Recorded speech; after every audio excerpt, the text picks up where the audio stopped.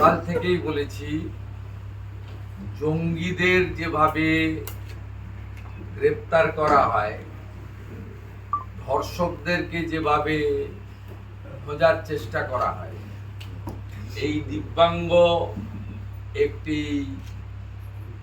সনাতন পরিবারের হিন্দু সন্তানকে বা তার দুই সাথীকে ঠিক একইভাবে কালকে রাত্রি, সেটাকে রাত্রি বলা যাবে না, ভোরই কার্যত বলা যায়, প্রায় 2:30-3টে হবে, এদেরকে অত্যন্ত তৎপরতার সঙ্গে মমতা পুলিশ গ্রেপ্তার করে।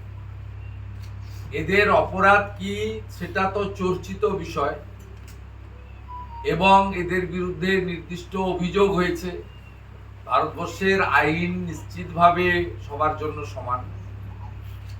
উল্টো দিকে অন্য আরেকজন, যিনি নিজের মিথ্যা পরিচয় দিয়ে গীতা পাঠের মতো পবিত্র অনুষ্ঠানে ঢুকেছেন, মিথ্যা পরিচয় দিয়ে, এটা একটা অফেন্স, এবং সেখানকার পবিত্রতা রক্ষা করার জন্য তিনি মিথ্যার আশ্রয় নিয়েছেন, সেটাও একটা অফেন্স।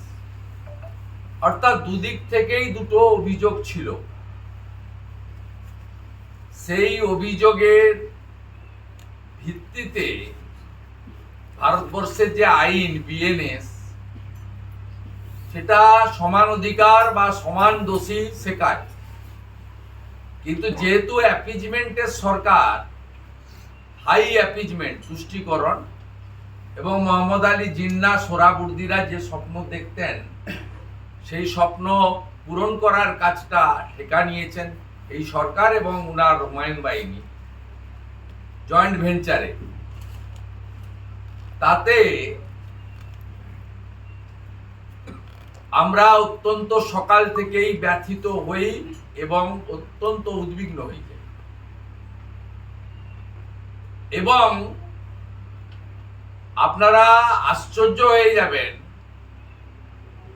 যে ধারাতে এদের বিরুদ্ধে অভিযোগ করা হয়েছে, এতে সেকশন 41-এ নোটিশ দিতে হয়।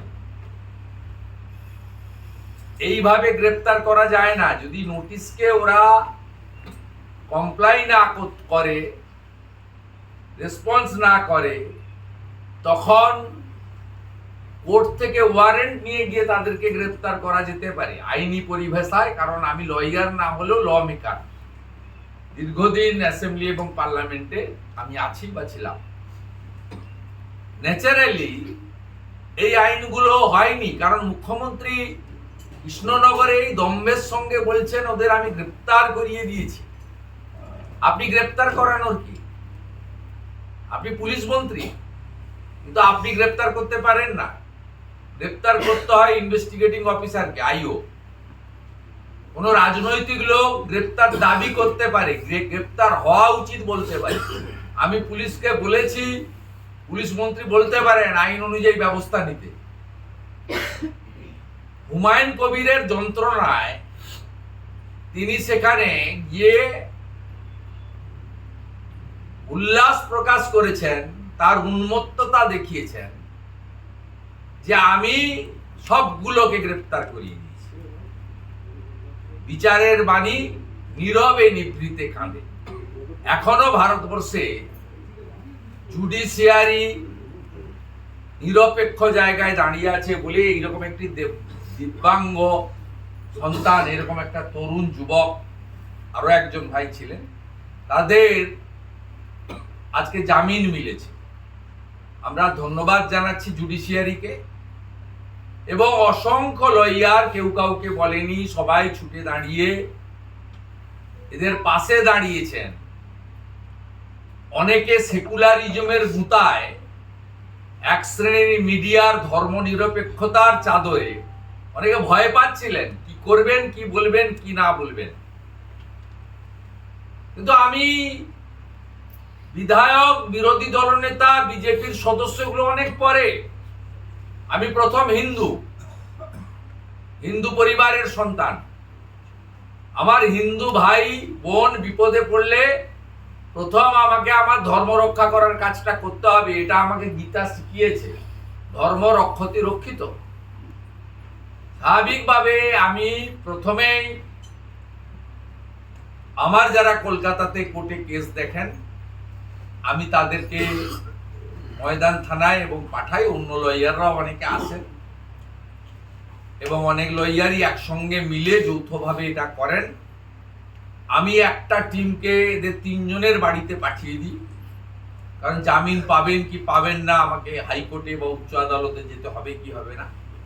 আমি এদের পরিবারের লোকেদের সঙ্গেও কোথাও ভিডিও কলে কোথাও অডিও কলে আমি অনেকের সঙ্গে কথা বলি, পরিবারকে আশ্বস্ত করি যে আমরা আপনাদের পাশে আছি, চিন্তা করবেন।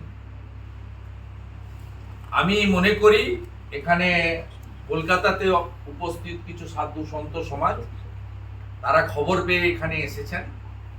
এখানে রাষ্ট্রবাদী কিছু সংগঠন তারা এখানে এসেছেন, সকলকে বলিনি, আপনারা প্রেস মিডিয়া এসেছেন। আমরা অত্যন্ত খুশি যে এরা জামিন পেয়েছে। আর মমতার পুলিশকে বলবো যে আপনারা মমতার পুলিশ শুধু নয়, মুসলিম লীগের পুলিশ হয়ে গেছে। দ্য গ্রেট ক্যালকাটা কিলিং এর সময় সুরাবর্দির পুলিশের যে ভূমিকা ছিল, ব্রিটিশের পুলিশের যে ভূমিকা ছিল, ঠিক একই ভূমিকা আপনারা নিয়েছেন। আপনাদের পস্তাতে হবে ভবিষ্যতে, এটুকু বলবো। আর মমতা ব্যানার্জিকে বলবো, কালী পুজোতে কাকদ্বীপের ঘটনায় নো গ্রেপ্তার, মন্দির বাজারে জগদ্ধাত্রী মূর্তি ভাঙায় নো গ্রেপ্তার, গতকাল কুলপিতে বজরংবলীর মূর্তি ভাঙাতে নো গ্রেপ্তার। অতএব আপনি পশ্চিমবাংলায় যে তুষ্টিকরণের রাজনীতি করছেন, হিন্দুদের পুলিশ ব্যবহার করে দমন পীড়ন করে তাদের বিরুদ্ধে যে যুদ্ধ ঘোষণা করেছেন, এর ফল আপনাকে ভুগতে হবে।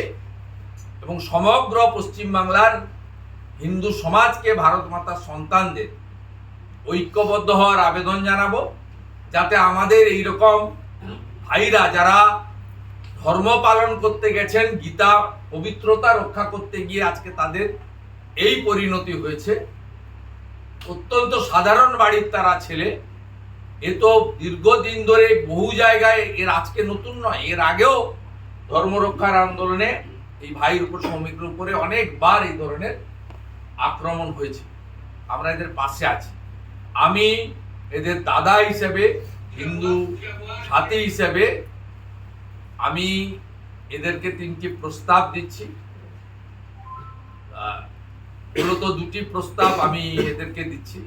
একটা হচ্ছে এদের বাড়িতে সিসিটিভি এক্সিট এন্ট্রান্সে আমি লাগাতে চাই এদের ভবিষ্যৎ নিরাপত্তার জন্য।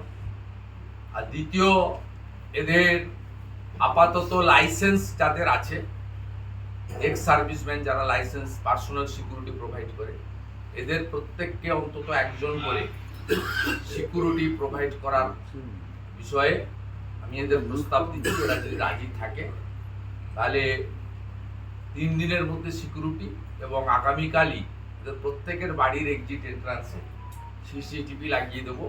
কারণ এই ছেলেগুলিকে নিরাপত্তা দেওয়া, যেটুকু, আমি তো এখানকার মন্ত্রী বা শান্ত্রী নই, আমি সরকারি নিরাপত্তা দিতে পারবো না, আমার সে ক্ষমতাও নেই এই মুহূর্তে। তো আমি আমার দিক থেকে তাদের যতটা নিরাপত্তে রাখা যায় সেটা আমি করবো। এবং আমি এদেরকে পরামর্শ দেব, ধর্মরক্ষার আন্দোলনে যেমন করবে, তেমনিও যেহেতু মমতা বন্দ্যোপাধ্যায় বা তার পুলিশ এদেরকে টার্গেট করে দিল, এরা যেন সতর্ক থাকে। এদের প্রত্যেকের বাড়িতেই বাবা মা রয়েছেন, বোনেরা আছেন, বাড়ির সংসারের অন্য লোকেরা আছে, এবং আজকে গোটা বাংলার, গোটা ভারতবর্ষের হিন্দু সমাজ এদের পাশে এসে দাঁড়িয়েছে। এদের জীবনের মূল্য অনেক, এরা পশ্চিমবাংলায় ভালো কিছু দেখে যেতে চায়, আমরা এদের জন্য ভালো কিছু করতে চাই।